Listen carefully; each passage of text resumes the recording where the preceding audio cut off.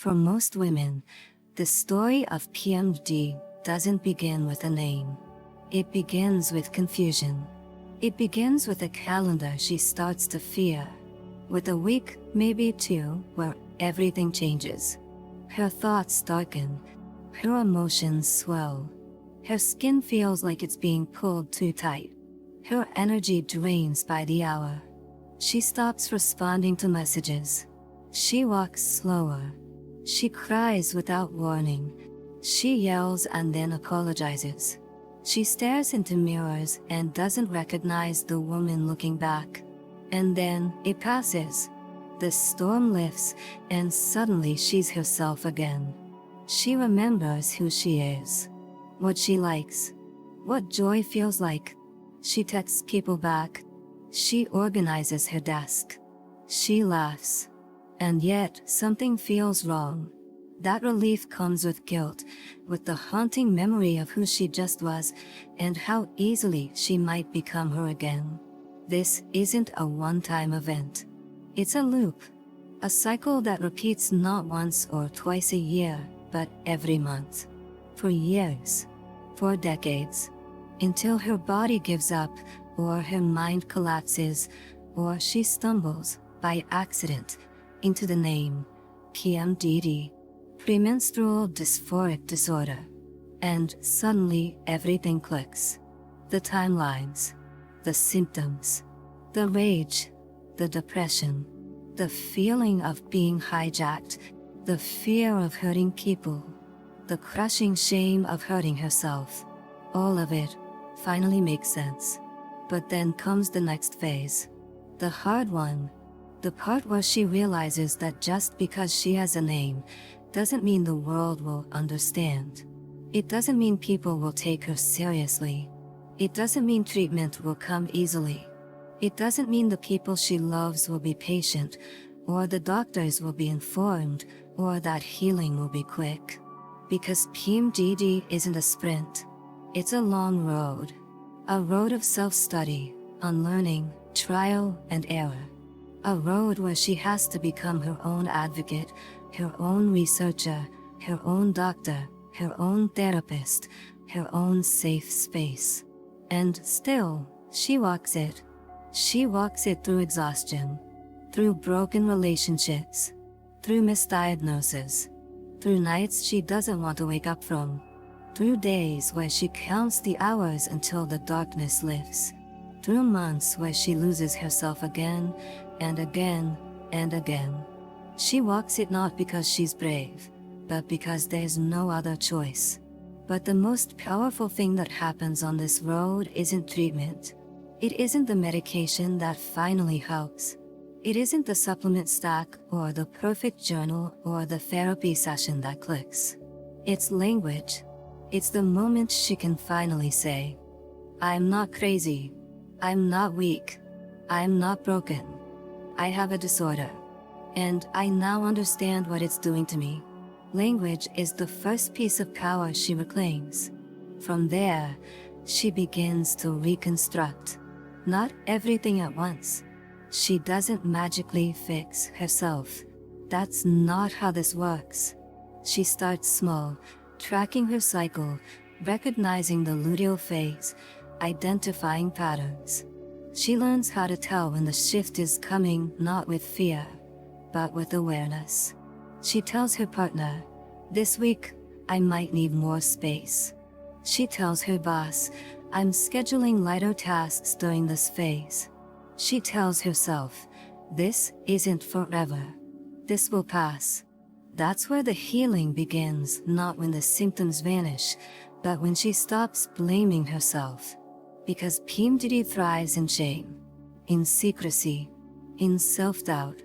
But when she understands it, when she speaks it out loud, when she stops apologizing for her own biology, the disorder loses some of its power. It doesn't disappear, but it becomes something she can face. And as she walks that road, month after month, she becomes something else. Not just someone who survives PMDD, but someone who knows herself better than anyone ever taught her to. This is only o comigo da jornada de transformação. As the months go by, she begins to rebuild. Not by becoming perfect or stable or normal, whatever that means, but by accepting that her cycle has a rhythm. A storm with a pattern. A pain with a timeline. The more she honors it, instead of fighting it, the more she regains trust in herself. Some women take medication during the luteal phase, and it helps. Others restructure their entire month around the cycle. They work more when the mind is clear. They rest more when the body sends signals. They learn to schedule social events around emotional windows. They say no more often. They stop apologizing for needing quiet. They begin living with their biology, not against it. It doesn't make PMDD easy. It doesn't make it disappear. But it gives them a form of agency. And in a condition that once stole all control, that agency is everything. But somewhere along that path, a deeper question starts to rise. One that doesn't come from suffering, but from reflection. She starts to ask, why did it take me so long to understand this? Why did no one teach me about my hormones? Why did I spend 10 years thinking I was unstable? Why did my doctor roll his eyes? Why did I feel alone? And then it hits her. She wasn't just living with a disorder, she was surviving in a culture that never prepared her for it. No one told her that serotonin levels crash for some women during the luteal phase. No one taught her that estrogen affects the brain like a neurosteroid. No one mentioned that rage, sobbing, disconnection, numbness, even suicidal thoughts could be biological responses to hormonal shifts. Instead, she got jokes, PMS memes, drama queen comments, teachers who dismissed her, doctors who medicated her for things she didn't have, friends who pulled away when she couldn't snap out of it, family who said, "You've always been intense." She realizes that the silence around PMDD wasn't personal, it was generational. And at some point in that realization, she stops just surviving and starts wondering how to interrupt the cycle for those who come next. Because the most painful part of this disorder is not what it does to her. It's the idea that it could happen to her daughter, to her niece, to the next girl growing up feeling like a monster in her own skin and thinking it's just her. That thought lights a different fire, one rooted in legacy. She begins to speak differently. Not just, "I have PMD, but here's what you need to know." She writes posts. She tells her younger sister. She educates her son. She shares articles. She leaves comments on videos like this. She becomes the voice she needed at 15. She no longer hides the cycle. She maps it on the fridge. She explains it with diagrams. She normalizes the language. Luteal phase, serotonin dip, hormonal sensitivity, PMDD. Not because she wants pity, but because she wants the next generation to never confuse survival with shame. Because when shame is broken, everything changes. And so the work shifts from personal healing to cultural disruption, from asking for support to becoming support, from silence to conversation, from secrecy to visibility. Because pain kept in the dark becomes trauma, but pain brought into the light becomes education. So she tells her daughter, "If you ever feel like you're losing yourself before your period, that's not you. That's your body speaking. And I'll be here. I'll listen." And she tells her son, "If someone you love changes before their cycle, don't judge, don't fix, don't laugh. Just ask what they need." And she tells herself, "You are the end of a generational silence, and the beginning of something better." She walks forward not with fear, but with intention. Because now, she walks for more than herself. The moment a woman understands her pain is not a flaw, she becomes dangerous to a system built on her silence. PMDD isn't just a medical condition. It's a mirror. It reflects back the gaps in science, in care, in empathy. It reveals how society deals with female pain, with minimization, with laughter, with pills that don't fit, with labels that only stick when they shame. But when that woman stops apologizing for her symptoms, when she starts naming what's happening, advocating for herself, and showing others what the truth looks like, she becomes something else, a disruptor of the cycle that kept her hidden. This disruption doesn't begin with big speeches or stages. It begins in bedrooms, in journals, in whispered conversations with friends, in doctors' offices where she finally says, "No, I'm not leaving without answers." In schools where a girl learns what serotonin is before she learns how to hide her sadness. In families that name emotions instead of punishing them. The power of one woman understanding PMD is that it becomes impossible to unsee. And once she sees it, she starts to notice it everywhere. She remembers the friend who disappeared for a week every month. The aunt who cried uncontrollably, then blamed herself. The coworker who quit without warning. The girl in school who was always too emotional. The mother who became distant during that time. And suddenly, it's no longer about her. It's about all of them. All the women who thought they were alone. All the girls who grew up ashamed of something that wasn't their fault. All the futures that could be rewritten if someone told the truth. So she becomes that someone. Not a savior. Not a doctor. Not a perfect example. Just a woman who has lived the storm, studied the wind, and can now tell others where to take shelter. She brings PMDD into group chats, into podcasts, into doctor's appointments, into school programs, into HR manuals, into pair groups, into her children's vocabulary. Because this is how culture changes, not from the top down, but from the inside out. From a woman who refuses to hide anymore. From a generation that names their pain instead of swallowing it. From leaders who make space for emotional literacy alongside math and science. Because if we truly want to end the suffering caused by PMDD, it's not enough to treat the woman. We must also treat the system that failed her. That means demanding research. That means pushing medical schools to teach hormonal mental health. That means creating language in every country, in every tongue, that makes this pain visible. That means building protocols in schools where girls don't get punished for symptoms they don't understand. It means raising boys who know that women's emotional cycles are not a joke, but a rhythm that deserves respect.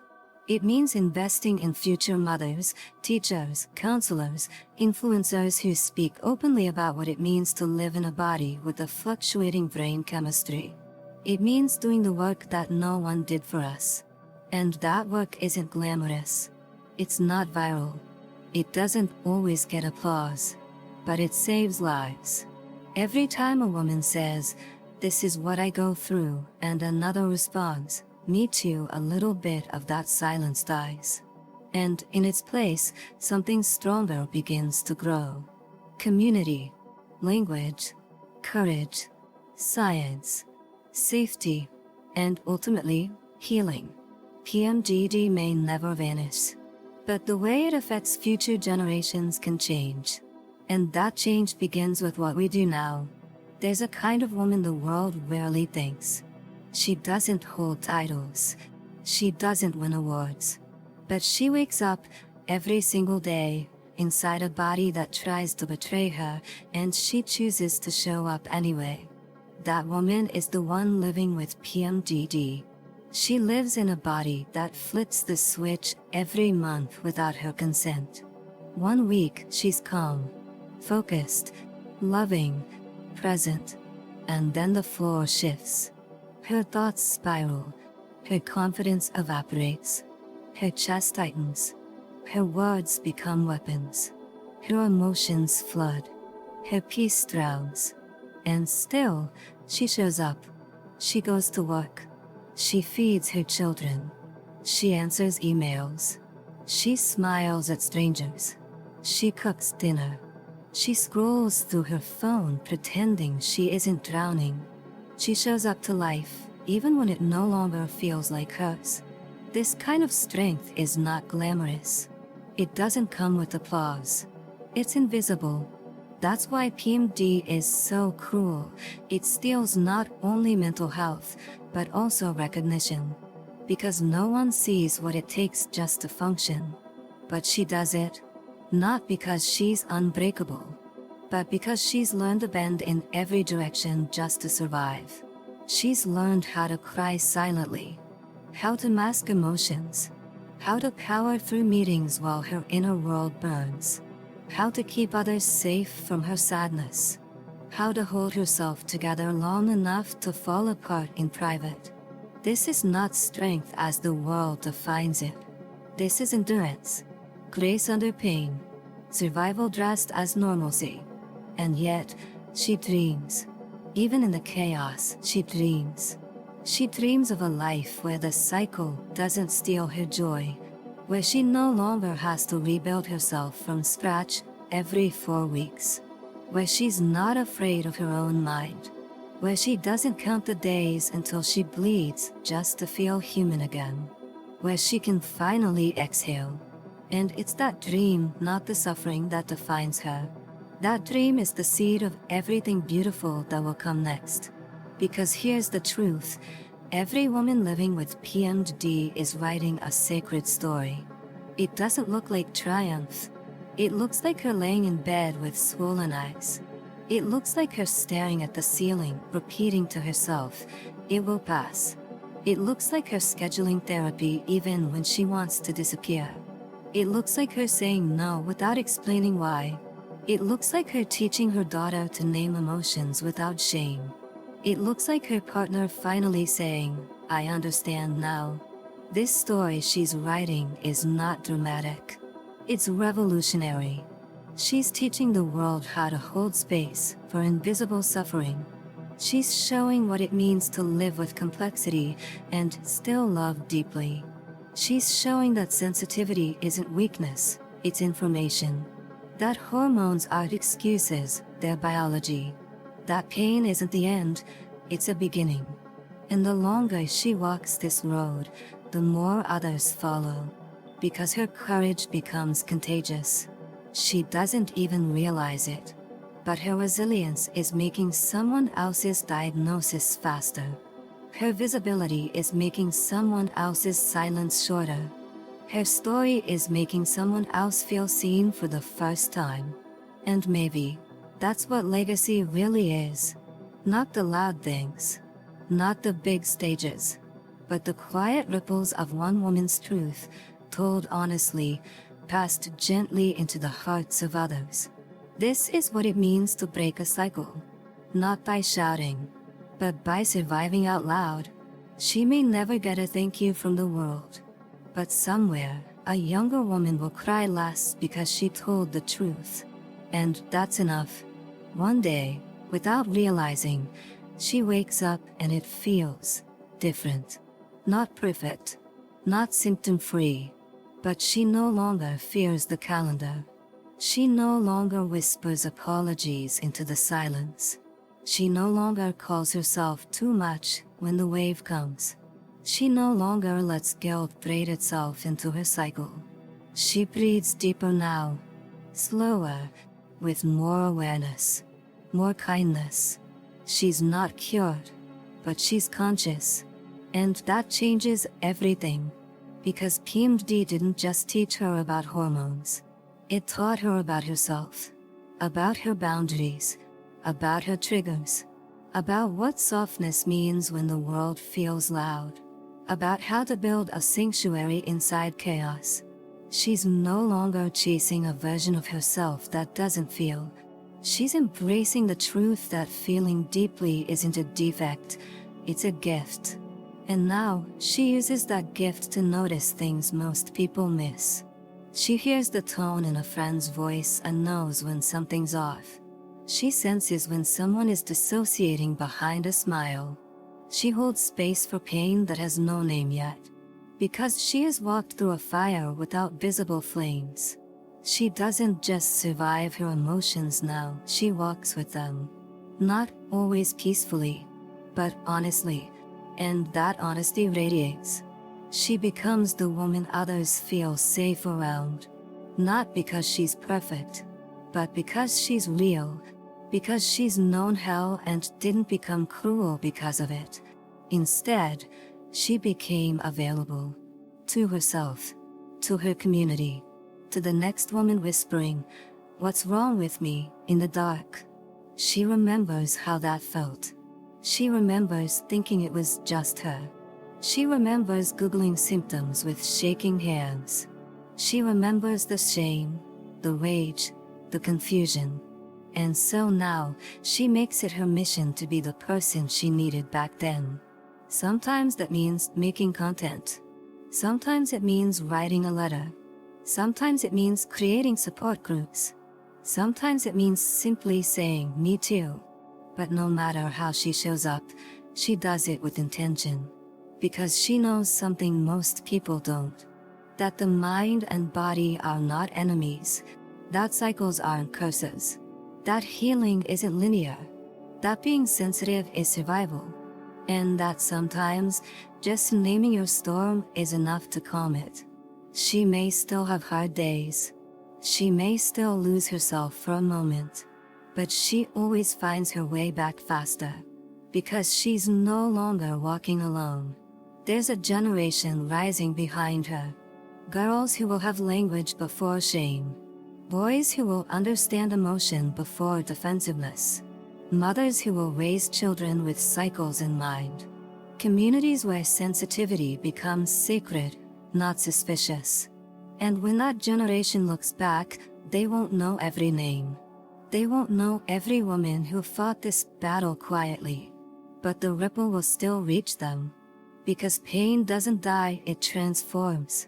And when one woman reclaims her power, she makes space for 100 others to do the same.